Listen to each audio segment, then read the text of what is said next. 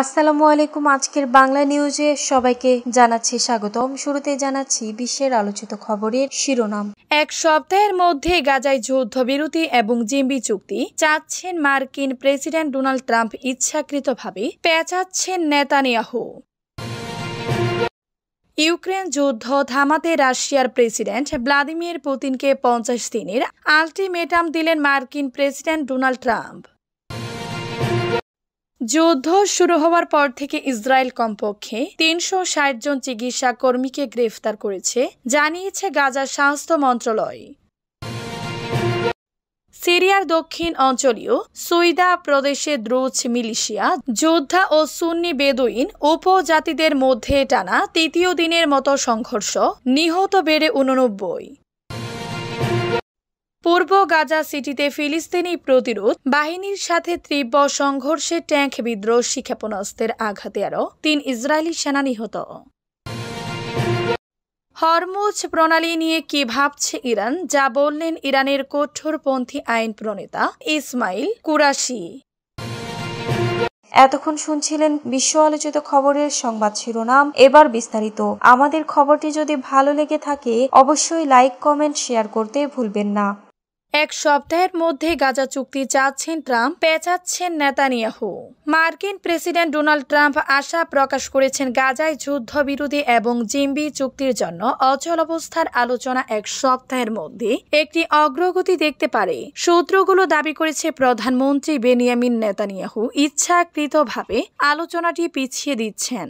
মার্কিন ও ইসরায়েলি কর্মকর্তারা গত সপ্তাহে একটি আসন্ন চুক্তির সম্ভাবনা সম্পর্কে আশাবাদ ব্যক্ত করলেও গাজা থেকে ইসরায়েলের সামরিক প্রত্যাহারের সুযোগ নিয়ে গত 4 দিন ধরে আলোচনা আটকে আছে।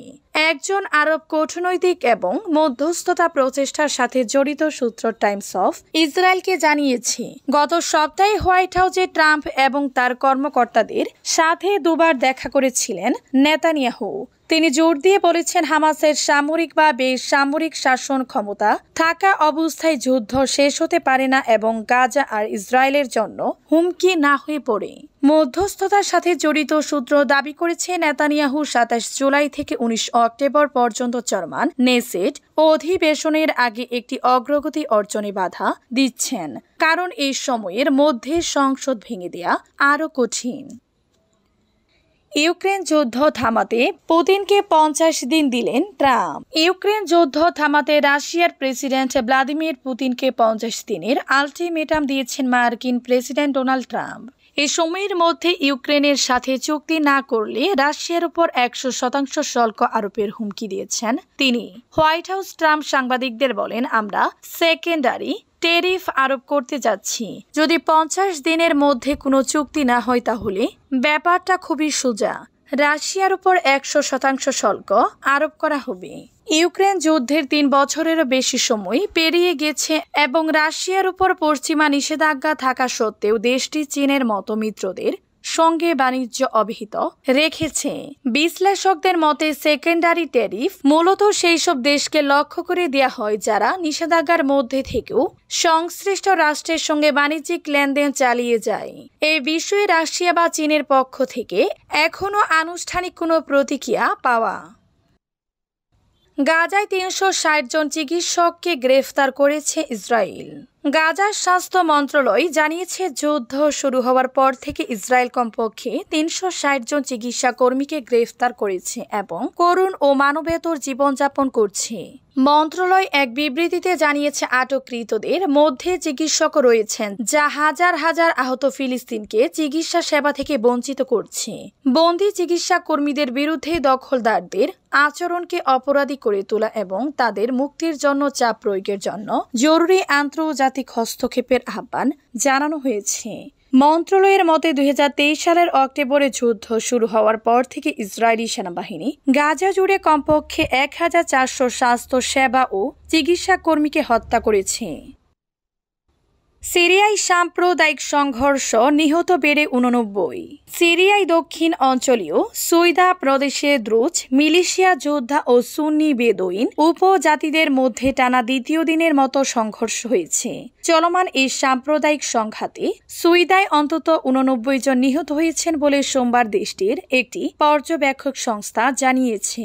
সুইদা প্রদেশে কিছুদিন ধরে দ্রুজ মিলিশিয়া ও সুন্নি বেদুইন উপজাতিদের মাঝে উত্তেজনা চলছে।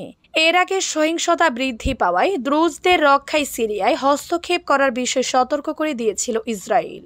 সেখানে ইসরায়েলি বাহিনী কয়েকটি ট্যাঙ্কে হামলা চালিয়েছে বলেও দাবি করেছে, তবে এই হামলার বিষয়ে বিস্তারিত কোনো তথ্য দেয়নি ইসরায়েল।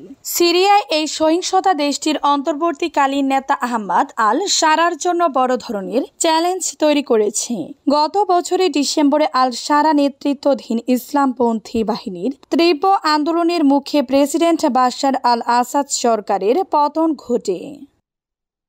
গাজায় আরও ৩ ইসরায়েলি সেনা নিহত।